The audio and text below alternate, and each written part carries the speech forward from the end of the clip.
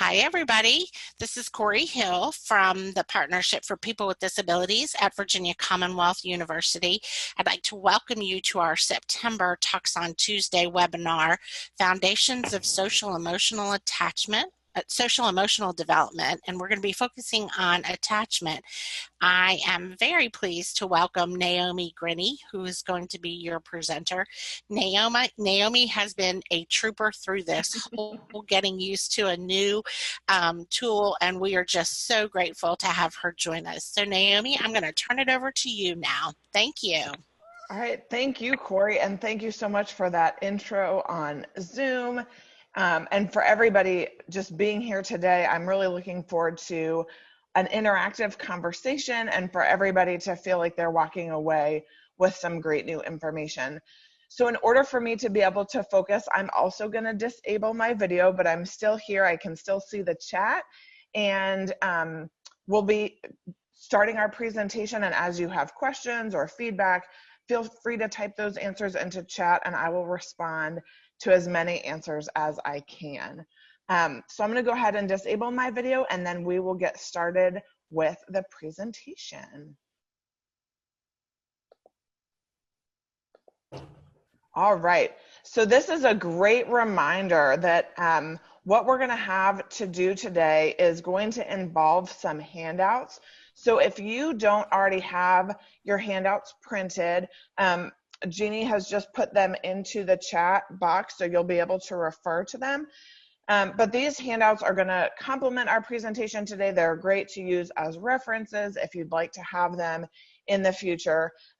So just make sure that you're keeping aware of the different handouts and kind of where they fall in the presentation, and know that you'll be able to access those, again, to be able to use as references or for further information. So we are going to start today with a question. And that question is, and feel free to type your response into chat, why is social emotional development important?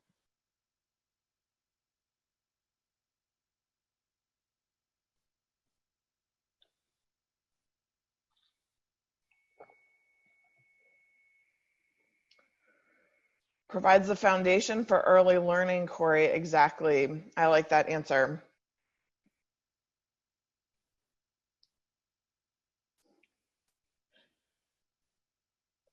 We're on similar thought processes here today, it seems. It does, Teresa. Social emotional development, it does impact every other domain of development. That's absolutely right. It starts right after a baby is born. It builds that relationship with parents and caregivers. Absolutely. These are all lays the foundation for relationships later in life. And these are, it's so great that you guys are already thinking about these things, because this is what we're going to be talking about today. Christy, that's right. Building block for future relationships. And so we know that when we start working with parents and families and caregivers, that building those trusting relationships is the core of the work that we do. So as providers, we're asking those families, those caregivers, to put their trust into us, which is a big ask. And then we're working to build that trust over time. And so when we can help to understand the impact of social emotional development, that helps us to know, how is this family functioning? What tools do they need for parents to build their social emotional capacity, for them to be able to teach their children social emotional skills? Parents can also then understand their child's behavior, and they can respond appropriately to the emotions and the feelings that their children have. And like many of you identified, those are starting from birth. So from those very, very, very early days, parents are forming those connections with their children, and those connections are carrying those children throughout their life. So today we're going to talk a little bit about how we define social emotional development. And so what we know is that social emotional development is the process through which children acquire knowledge and skills necessary for them to understand and manage their emotions, for them to be able to explore and learn, for them to be able to feel and show empathy, and then for them to be able to maintain and establish those positive relationships. And so we need to be able to understand, what do each of these building blocks look like throughout the developmental process. So not just when a child is an infant, but also when they're 2 or 4 years old, so that really what we're preparing them for is, how are they developing those life skills? So things like identifying a feeling word instead of engaging in a behavior. So being able to say, I feel mad, instead of I'm going to throw my truck across the room. Being able to calm when they get upset. Thinking about how that empathy for others is developed, and really what those relationships look like over time. So we know that when children have strong social emotional skills, when they are able to build these foundations early in life, they're able to tolerate frustration more easily. They're able to engage in behavior that's not as destructive. They're healthier overall. They're less impulsive, and they're able to be more focused.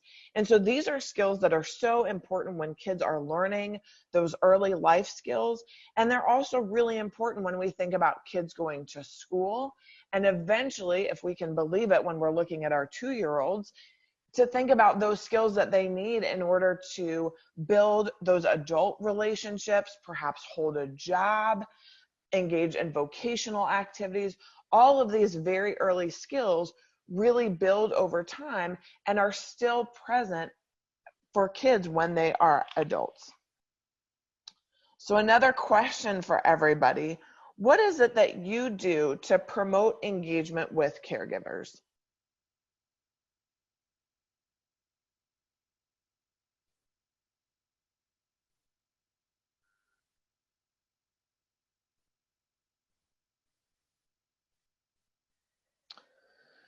Take time to listen and recognize their expertise on the child. Exactly. Those are great ways to promote engagement.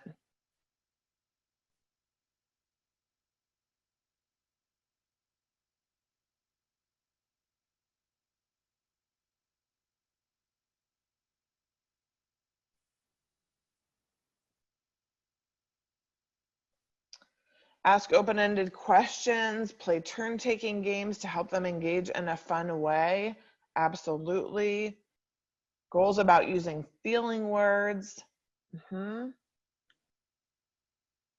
Asking what they like to do together. Absolutely. Making sure that parents understand their role and caregivers understand their role and the importance that they have in a child's life. Definitely.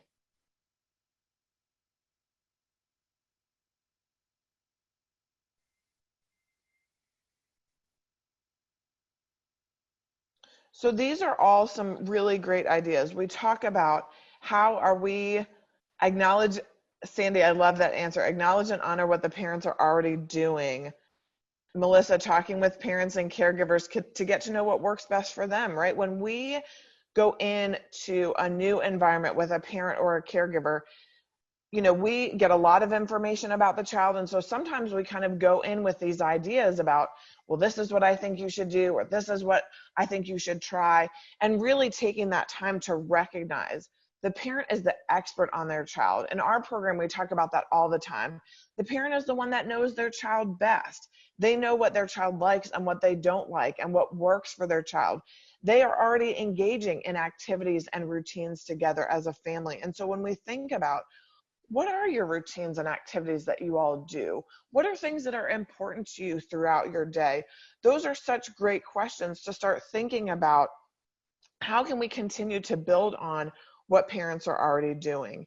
For parents to know that they are so important in their child's learning process, that they play such a key role in that development.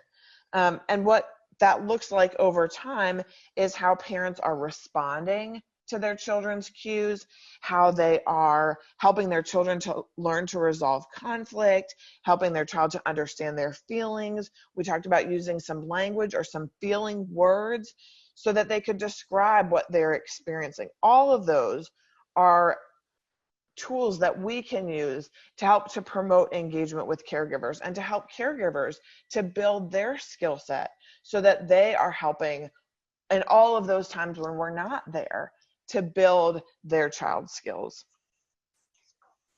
So when we talk about social emotional development, what we're really looking at is kiddos having the capacity to be able to trust, to build self-awareness, and to be able to develop autonomy. And so when we talk about trust, we're looking at those close and secure adult and peer relationships.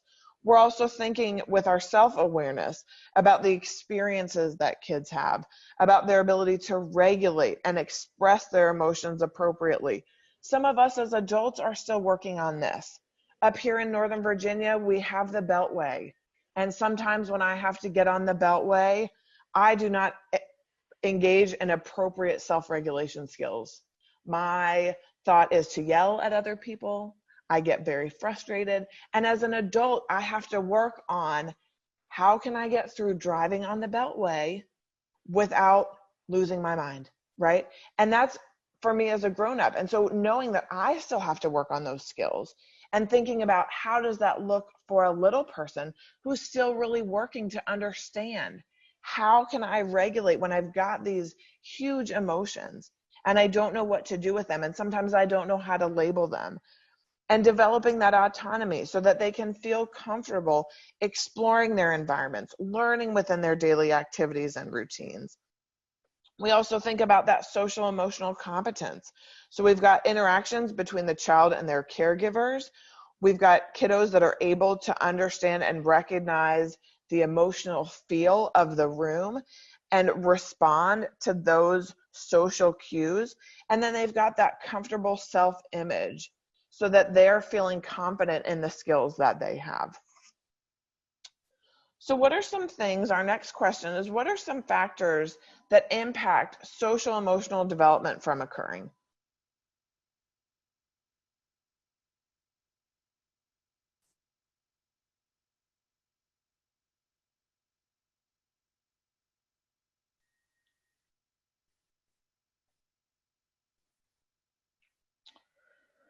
Neglect, stress, abuse, secure attachments for parents themselves, trauma, unmet needs, inconsistent routines, some mental health challenges that could be occurring, postpartum depression, parents' own experience, absolutely, trauma, long NICU stays.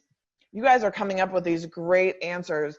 And I think it's so important that several people mentioned what might be going on with a parent. Because sometimes when we're looking at social emotional development, we're thinking about what's going on with that child. And so much of that developmental process has to do with what's going on with that parent. So if that parent is experiencing a lot of stress, particularly if there's multiple stressors, right? If parents are maybe having some insecurities around where their next meal is going to come from or where they're going to sleep at night, those are big stressors to have. And so it may be more challenging for parents when they're experiencing those stressors to be in tune with the needs of their children. Disrupted attachment patterns, several of you mentioned the history that parents have of their own experiences. Children who have experienced abuse or neglect, children that have maybe been in multiple different placements or with multiple different caregivers, or maybe are pretty isolated from other people. All of those things can really impact social emotional development. And these are things that we see in the work that we do every day. And so we can understand why are these social emotional skills not developing maybe the way that we think that they should or the way that we would expect that they should.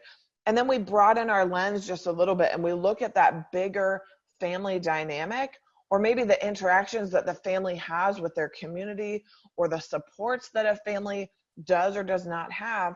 And it starts to make a little bit of sense. Why is the social emotional development not occurring? So when we can understand the why, we can start to understand what can we do then to be able to support kiddos that we're working with.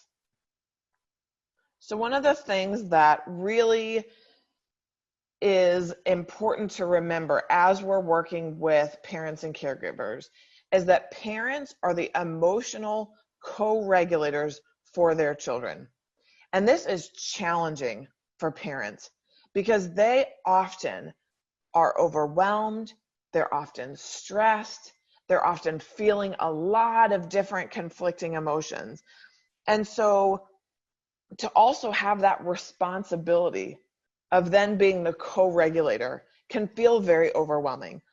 And so the reason that that responsibility gets put on that parent is because children do not yet have the skills to be able to calm. The most effective way for an infant and a child to regulate their distress is to seek support from that caregiver. And so that caregiver is putting forth that effort to soothe the emotional distress. And that's really challenging when you've got a kiddo who's maybe been crying for a long period of time and the things that you're doing to calm that child aren't really working, and you start to kind of experience some anxiety yourself and you're wondering, well, what else can I do? What else does my child need? And for some parents and caregivers, that becomes overwhelming. And so they start to have these very inconsistent responses.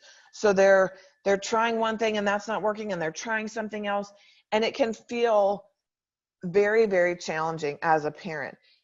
Over time, part of what we do is to help parents to know that over time, these interactions become more balanced.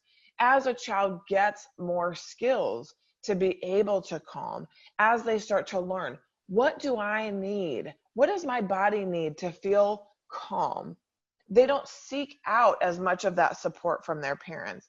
And so sometimes it's helping parents to just really know that this is a tough time in development and that you're doing all of these fantastic things, that even if it doesn't seem like it right in this moment, you're helping to build the skills that your child is developing.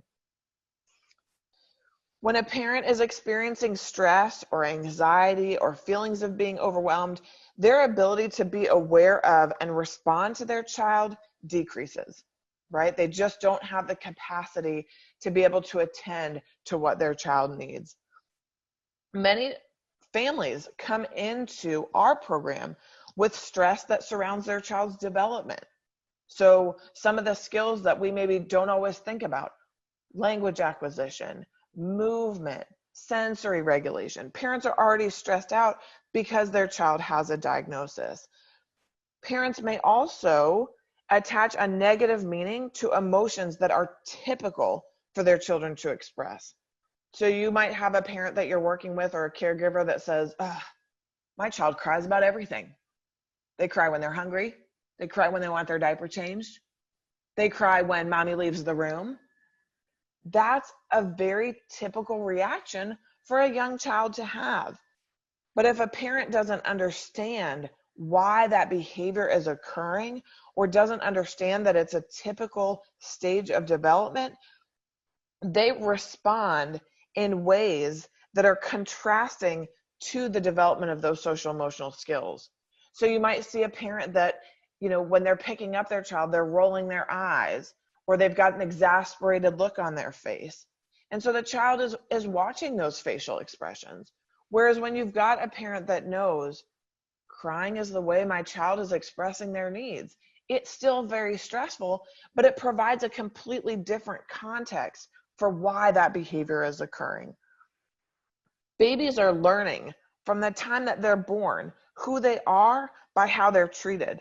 So when they've got that really loving, responsive relationship from their parents, that gives them a sense of comfort, a sense of confidence, a sense of safety, and it helps to develop their capacity to understand and identify and express their own emotions in a way that's healthy, because their parents have been able to, and their caregivers have been able to model that for them. And so not only with the words that their parents and caregivers are using, but their facial expressions, their body language, all of that, a child is learning and picking up on. This is how I should respond. This is the response that I'm going to get when I express my emotions. I say to parents all the time, All of our feelings are okay.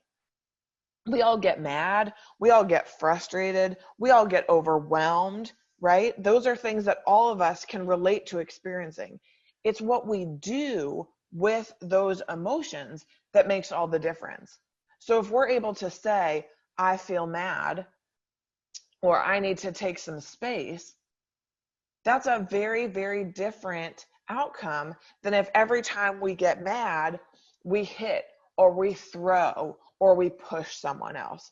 And so helping parents to understand their role in developing those skills with their child. So we're going to start our conversation around attachment with our polling question. And that question is a true or false. Attachment automatically occurs when a baby meets new people. True or false?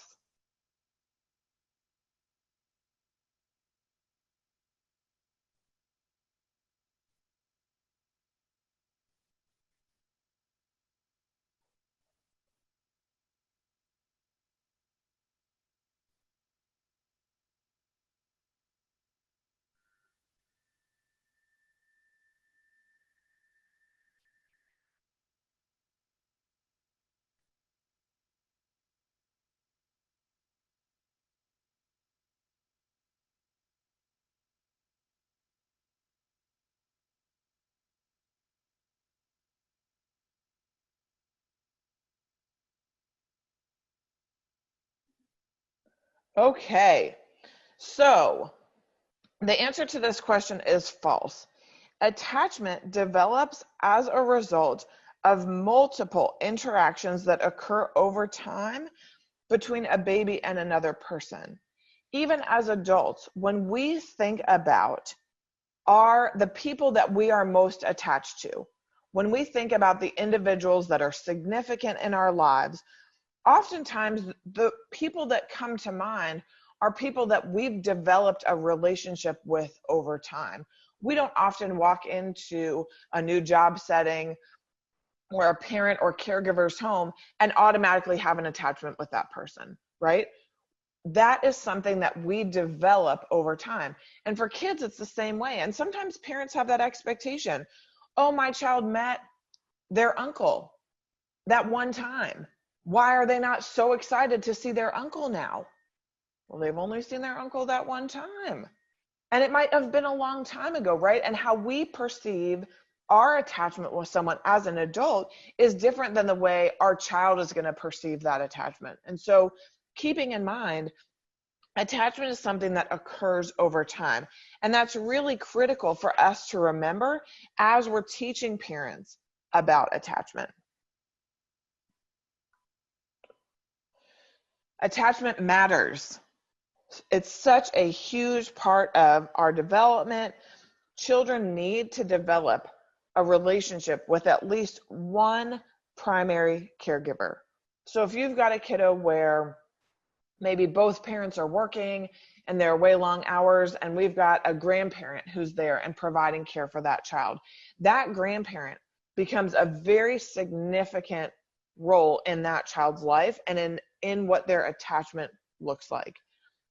A child's attachment is largely influenced by that primary caregiver's sensitivity and responsivity to their needs. So when a child has that really solid relationship with that primary caregiver, their social emotional development is more successful. They're more able to learn to regulate their feelings, and they can use that caregiver as a secure base from which to explore. A child's attachment is, again, largely influenced by their primary caregiver's sensitivity.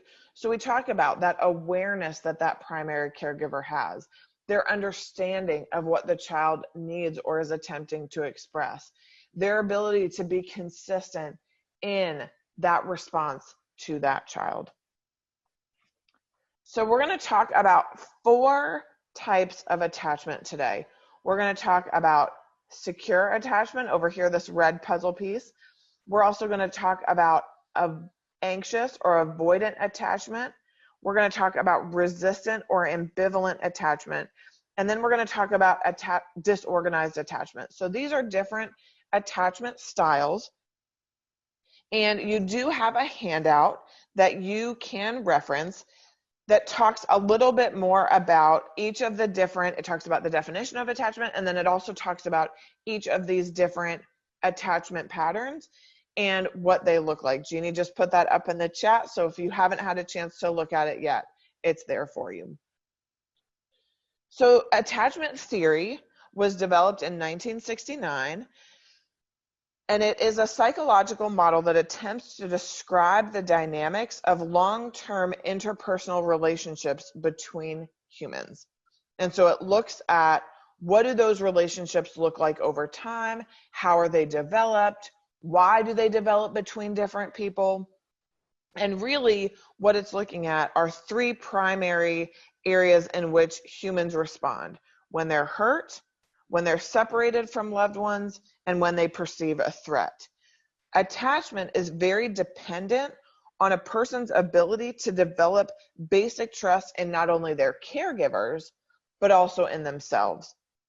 So some of the factors that can impact and influence attachment are the role of temperament, which we'll be talking a lot more about in our Talks on Tuesdays in November, your life experiences, and then those early attachment styles, which can help predict patterns of behavior in adulthood.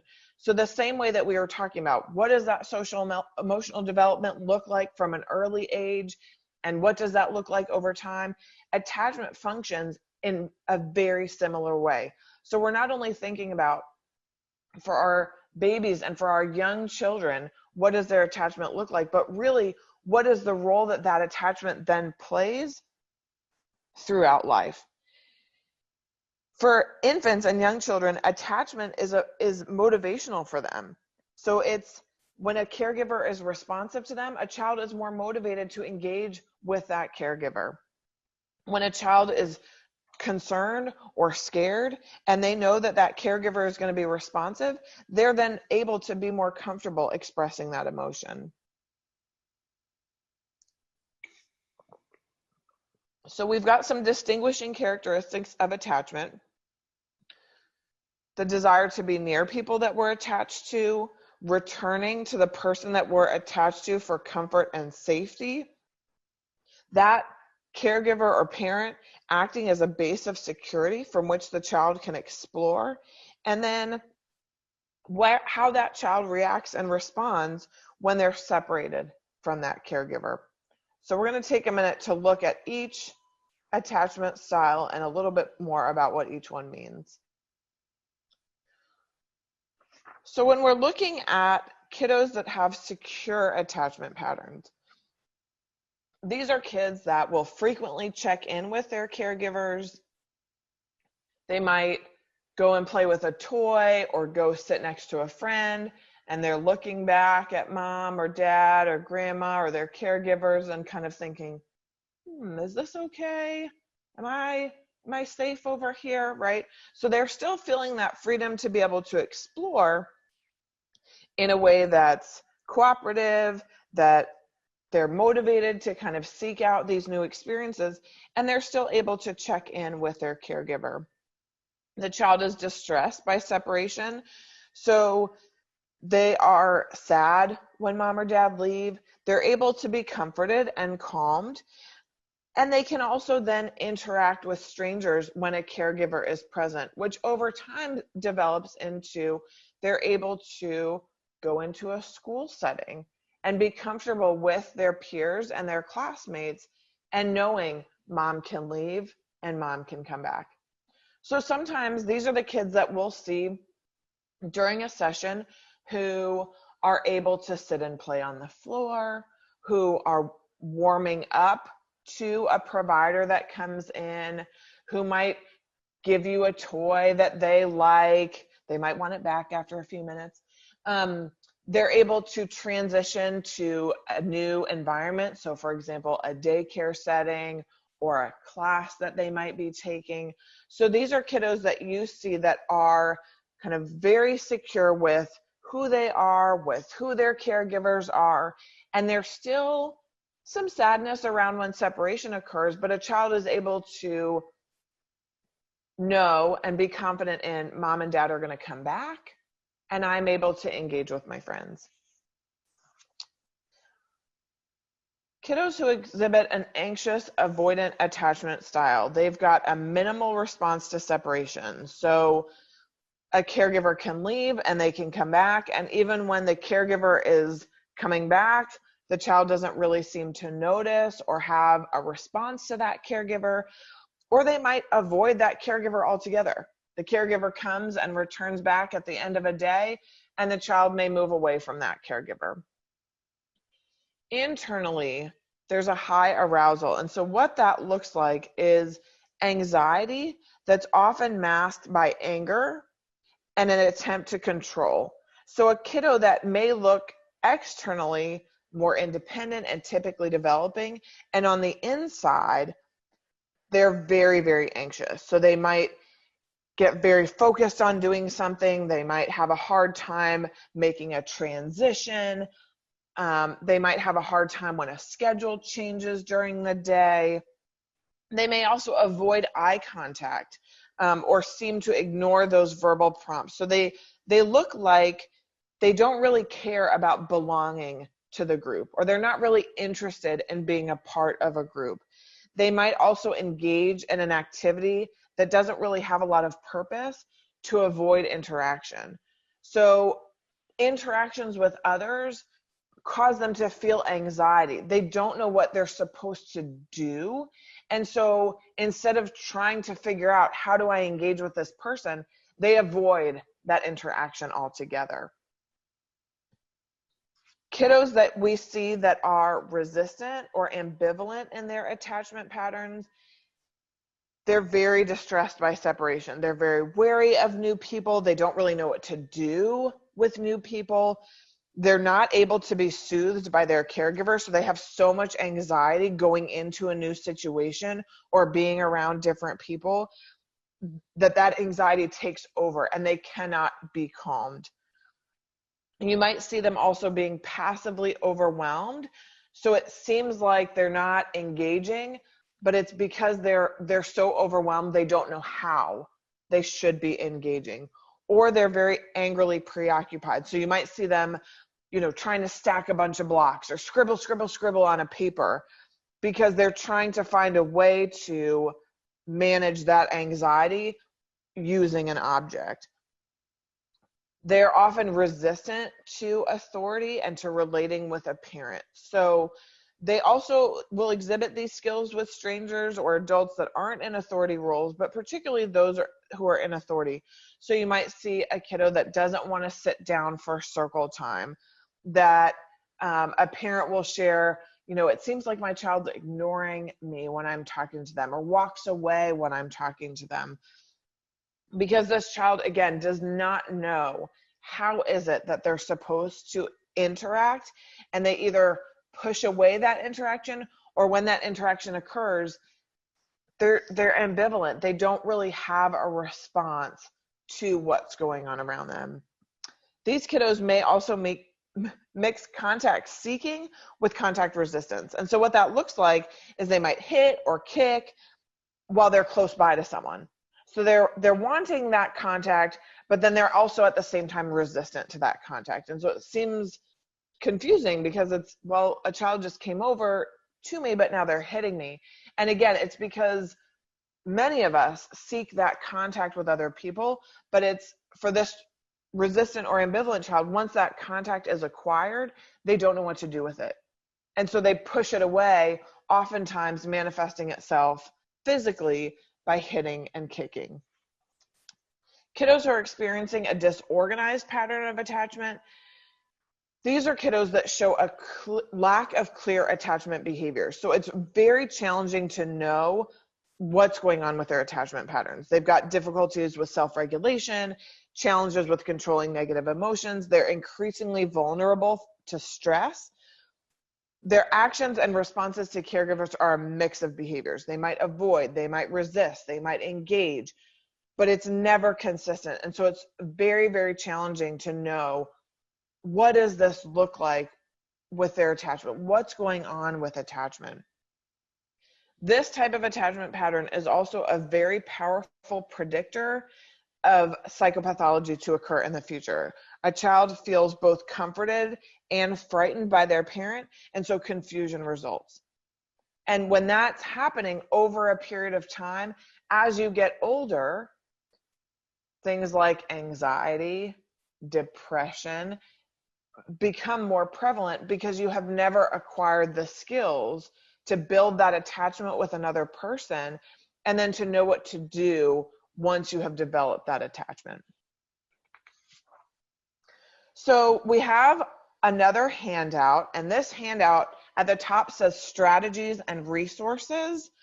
And so these are strategies that we can use to intervene when we recognize as providers that challenges in attachment have occurred, or maybe that there's a potential for a child or a parent to have difficulty in forming that attached relationship.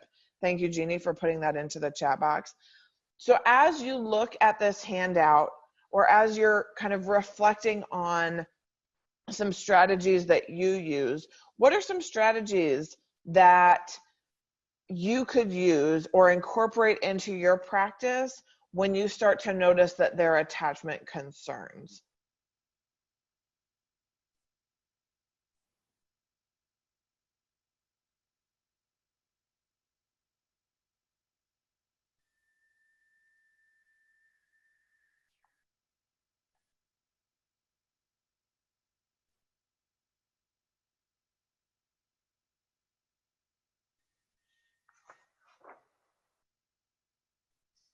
Yes, type your answers. Thank you so much for, sorry, I didn't make that very clear. If you could type some answers into the chat box, that would be fantastic.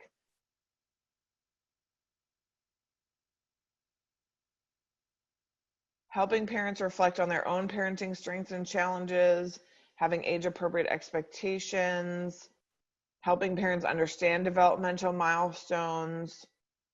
Dana, helping parents to hold their child in mind.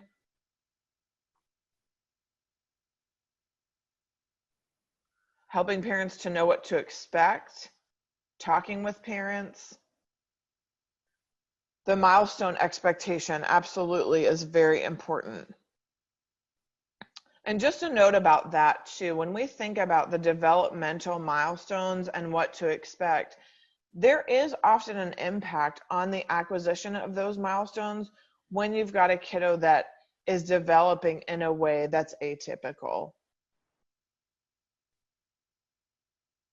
Having the opportunity to bring up observations. Melissa, I like that. Talking with parents and how they understand their child and what their actions might be saying to that child. Behavior is communication. I'm going to make a t-shirt that says that someday. That's an excellent, excellent reminder. Sandy, I like that you talked about giving feedback on what the parent is doing well. Sometimes we lose that focus when we're working with families and there's a lot going on and we're trying to teach parents all these strategies. And sometimes we forget that there are strengths that each family has and that we have the opportunity to share with parents all of the things that they're doing that are wonderful. Corey, thank you for being willing to buy one of my t-shirts. I'll let you know when they're going on sale. Asking, what do you like to do with your child? Absolutely. These are all such great responses. Yes, all of you at the Children's Center, yes, you can copyright that phrase. Absolutely. I will send you a portion of the proceeds. And these are all, you guys have highlighted such great, great ideas, right? That we have this ability as practitioners to develop a trusting relationship with a parent, that we can model that for them. We can show them, what does this look like as you as a parent are building that relationship with your child? We can help to model that for them. We can also help to reflect with parents. What was your upbringing like? What did your attachment look like? How does that influence your parenting? And so much of, when we go in and we've got this focus on, what are the goals that we're working on with this child? What do we want this child to accomplish? And really taking a step back and saying, parents, what's your perspective here? What do you maybe want to do differently? What are things that you maybe didn't enjoy or didn't like when you were growing up, or things that were harder for you, and how do we change that in your relationship with your children? Thinking about, what do those cues mean? What is age appropriate for your child? What does behavior mean? Behavior is communication. Behavior does not occur in a vacuum. So oftentimes we'll hear, I go into daycares pretty frequently, and I'll hear, Naomi, I have no idea what happened. Bobby walked across the room and whacked Susie in the head for no reason. I don't know. I don't know what I'm supposed to do with that, right? And there are often a lot of cues that are being missed, because behavior does not happen for no reason. It happens for a reason. And sometimes it's helpful to know, what might that reason be? Or can we think about what that reason could be? We also know that all parents bring their own strengths and challenges. And so when we can think about, what is this parent interpreting that's going on with their child? Where do they as a parent or caregiver need support? At the bottom of this handout, you'll see there are some websites and some resources that may be able to help families. So we talk about, where can we go to learn more information? Or where can we as providers go to build our skills so that we can share this same information with families?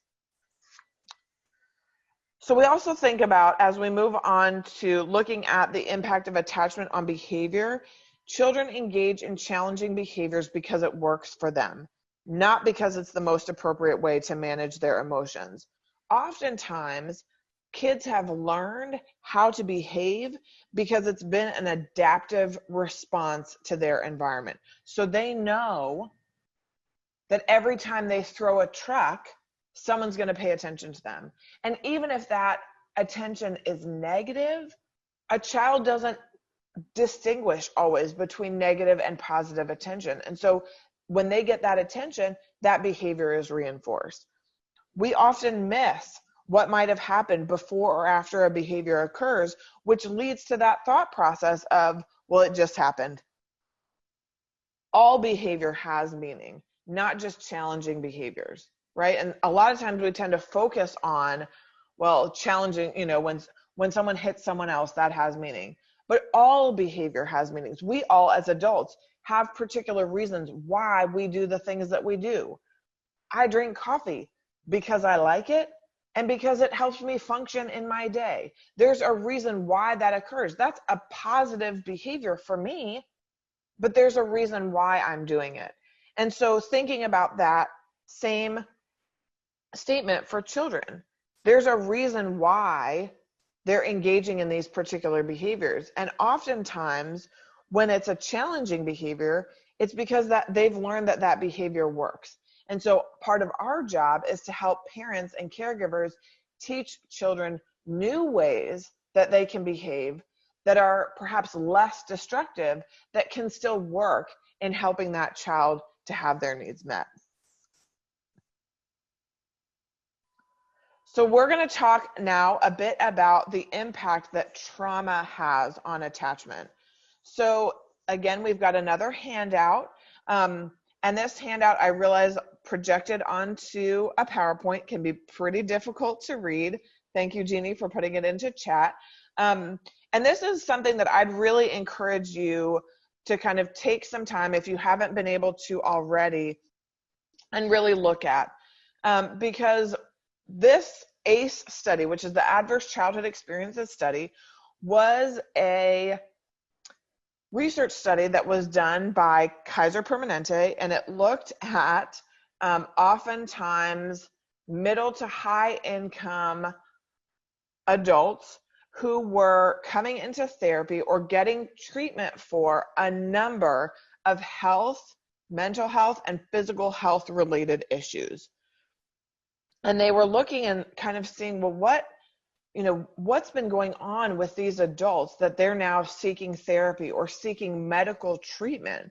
What's been happening in their lives? And what they realized is many adults had experienced trauma in their childhood that was manifesting itself in physical symptoms, in difficulty functioning, in relationships, in their jobs, that was leading to these very, very high stress levels and oftentimes very, very challenging health conditions.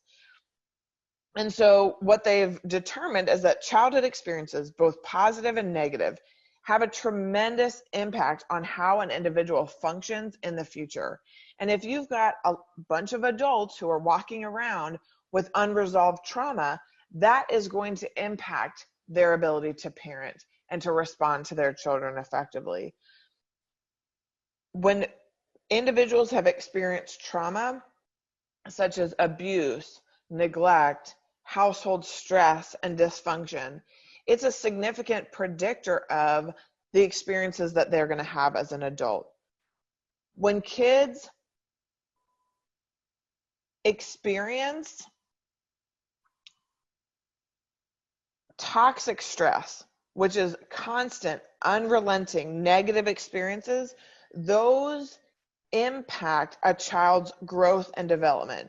The structure of your brain actually changes. If you were to look at an MRI, the structure of your brain changes when you have experienced trauma. And so when we think about kids and their experience of trauma, what does that look like on their ability to function?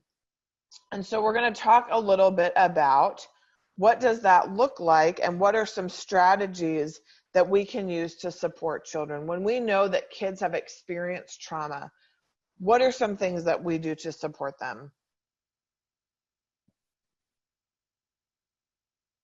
So strategies for how we support children. When we think about kids that have been through trauma, kids that have stress in their family, kids that have parents that are perhaps incarcerated or have used substances that are really impacting the child's ability to form that relationship with that parent or caregiver. We know that kids behave differently when they're worried or scared, and they can sometimes act out as a way of asking for help. Difficult feelings often equal challenging behaviors. And so we can help kids by understanding their behaviors and then helping them to name how they feel and to validate those feelings. Sometimes even as adults, when we can say, I just felt heard by another person. I felt like they understood what I was saying. That's huge. And for kids to be able to know that they've got someone who's going to listen and validate those feelings. Demonstrating how we can appropriately express our emotions. It's okay to be angry. It's not okay to hit our friends. What can we do instead? We can stomp our feet. We can count to 10. We can express our anger in ways that won't hurt other people. We also can let kids know what's going to happen in their day. As adults, we often like to know, what's my schedule today? What am I doing? What is expected for me today? It helps us to be able to plan and to predict for what might happen. Kids are the same way. When they know their routines are predictable, they've got familiar things that happen in their everyday, that helps them to feel safe and secure, and it helps to build their ability to manage the trauma that's been happening. Oftentimes we think about, we've resolved that trauma, now it's gone away, right? Sometimes people have that approach. Oh, well, we've dealt with that. We've addressed that trauma. Trauma and your experience with trauma doesn't go away. What happens is that you find ways that help you to cope. And over time, you build your coping skills. And so when we've got kids who have experienced trauma, that's what we're helping them to do. We're not ignoring the fact that trauma has occurred. We're not suggesting that it doesn't exist. We're helping them to develop the skills to be able to manage how they can continue to function, continue to develop, continue to feel that support, knowing that that trauma has been experienced. And then we talk about resilience and what are those things that build resilience in kids. And in adults, we talk about practicing trauma-informed care. We're recognizing the impact of trauma. We're recognizing the signs and symptoms of trauma in families. And we're responding by integrating what we know and best practices as we respond to families. We're creating safe spaces where we let families know and we let caregivers know it's okay to share about the things that are more challenging. Again, as we've developed that relationship over time, that a parent feels this is a safe space. We help parents and kids to develop coping skills. When we've got kiddos that are in a classroom environment and they feel really overwhelmed and they might run around the room because their body is on overload from everything that's happening, we teach them how to cope and what they can do to be able to engage in that classroom environment. And we do the same thing when we understand that someone has experienced trauma. We help them by using words to express their feelings, by counting to 10, by drawing, by doing the things that they know that help them to feel better when they become overwhelmed. We know that building connections with other people, how often have we been through an experience and we might say as an adult, oh, wow, I was able to talk to a friend who has experienced something similar, and now I feel like someone else understands. Someone else gets what I've gone through. And so helping for kids and for adults to be able to build those connections, those supportive relationships, that sense of purpose. When we help to develop those skills of resilience, what then ends up happening is kids feel safe and capable and loved. So, since we have a few minutes at the end, I'd like to open it up for an opportunity for anyone who has a question, and or if there's something that you are wondering about from today's presentation, now would be the time to ask.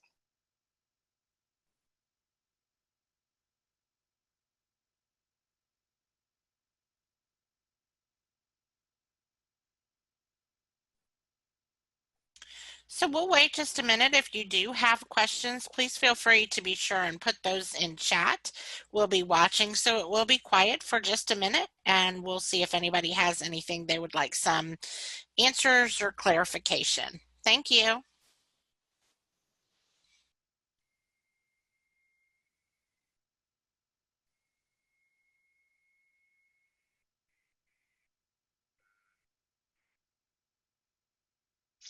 How can we use the expertise of people in our communities that have the infant mental health endorsement? That's a great question.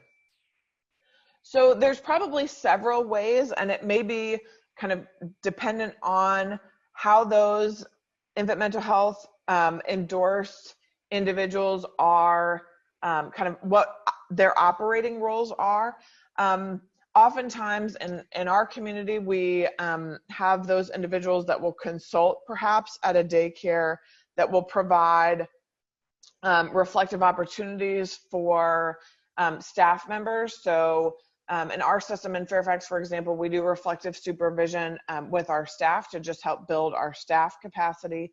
And we'll ask that they help to consult on cases that might be really, really difficult or challenging.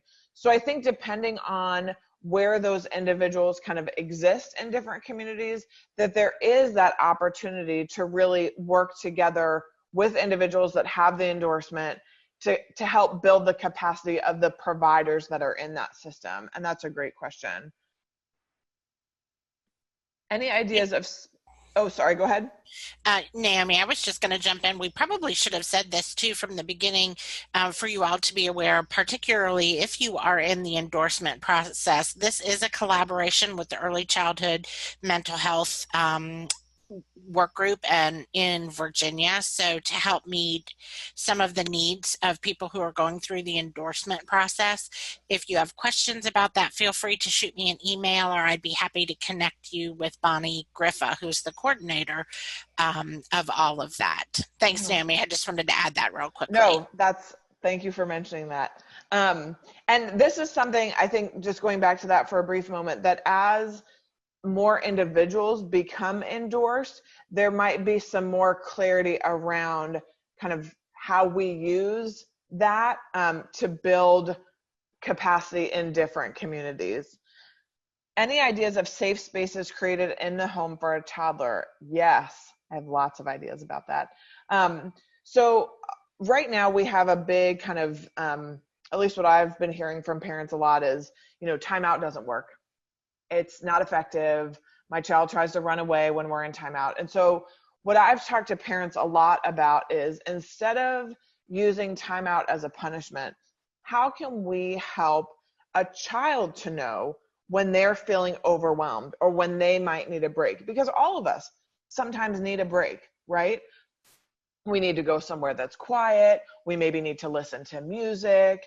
We need to go outside for a walk. And so at home, even something that's, a calming area for a child. So it's not punitive. It's not a punishment. It's not somewhere that a parent sends their child when the parent needs a break. So even, a pillow with a book or a pillow with a favorite animal. I've seen some parents that make a fort out of, a couple of chairs and a sheet. And that is calming for that child, because the child, it's there in the room and the child can use that space as they need it. And sometimes it's a little bit more encouragement or prompting from parents at the beginning, but over time, as the parent is encouraging that child, I can tell that you're feeling really overwhelmed right now. You're having a hard time keeping your body still. What might you need? That child is able to take more ownership of, where can I go when I need a break or when I need to take some space? And maybe it's something that they can do, right? Instead of throwing their toys at their parent or at their sibling, maybe they need to be moving and doing some heavy work and moving something from one part of the house to another. So I think that there's I love that question. And I think that there's a lot of flexibility for helping to kind of problem solve with parents. What would this look like in your space? Or what do you feel like as a parent your child really needs in order for them to be able to maybe calm down? Or when you start to see that they're getting overwhelmed, what do you think it is that they might need? These are great questions. Naomi, that is the last question that I saw. You all are welcome. If something else pops in your head, feel free to keep typing in chat. We are almost to the end of our Talks on Tuesday, so we are going to be wrapping up. As I looked at the guest list, it does seem that we have lots of new people. If you will take just a quick second, if this is your first Talks on Tuesday, if you'll just put that in chat, we would really appreciate gathering that information. So Naomi, if you could go to the last slide, please. Yes. I want to thank Naomi for this just wealth of information that she has shared with all of us. And I want to remind you, usually our Talks on Tuesdays are the first Tuesday of every month, but we will not be having an October Talks on Tuesday because the professional development team is out of state for a conference and meeting. So our part 2 of this Talks on Tuesday occurs on November 5th. We will be focusing on temperament, and Naomi again will give you lots of information about the different types of temperament and strategies to support caregivers and children, and with a focus particularly on how temperament impacts behavior. As a reminder too, if you were registered for today, since we know you are because you're here, you are automatically registered for part 2. You will get the login connection information just as you did for this one today. Again, if you are new to Talks on Tuesdays, at the end of this webinar, you will get an email with a very short survey. When you complete that survey, you will be able to access a certificate of participation. So again, I want to thank everybody for joining us and for helping us with our first foray into Zoom. Naomi, I cannot thank you enough for all of the work that you've put into this and this great information. I hope everybody has a wonderful afternoon. Naomi, did you want to sign off and say anything? Yeah, I just wanted to say I'm so glad to see so many first-time participants. That's so great that you all were able to be here. And thank you guys so much for making this so interactive, for sharing your thoughts, for asking questions. This just really made being able to really facilitate this conversation so wonderful. And thank you to Corey and to Jeannie for all the support that you guys have provided endlessly behind the scenes. I really appreciate it. Well, thank you again. And I hope everybody has a great afternoon. Bye, everybody.